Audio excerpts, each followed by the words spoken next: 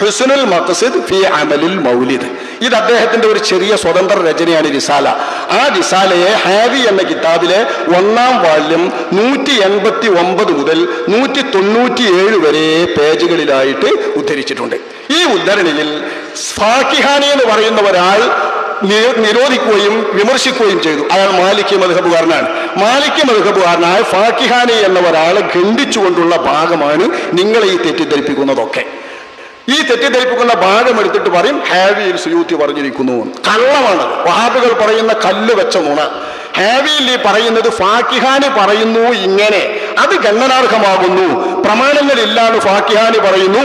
അല്ല, പ്രമാണങ്ങളുണ്ട്. അക്കാലൂനെ നിർമ്മിച്ചുണ്ടാക്കിയതാണ് എന്ന് ഫാക്കിഹാനി പറയുന്നു. അല്ല, സവ്വൃത്തരായ നല്ല മനുഷ്യന്മാരുണ്ടാക്കിയതാകുന്നു.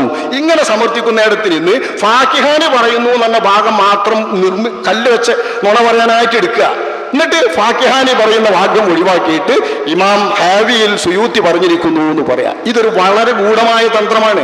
നിങ്ങൾക്ക് കഴിയുമെങ്കിൽ നിങ്ങൾ ഇങ്ങോട്ട് കടന്നു വന്നാൽ ഞാനത് വ്യക്തമായി കാണിച്ചു തരാം. ഹുസ്നുൽ മഖ്സിദ് ഫി അമലിൽ മൗലിദി എന്ന കിതാബ്, അതാണ് ഹാവിയിലുള്ളത്. അല്ലാതെ ഒന്നും മൗലിദിനെ കുറിച്ച് അതിൽ മൂപ്പർ സമർത്ഥിക്കുക ചെയ്യുന്നത് നല്ല സമർത്ഥനം.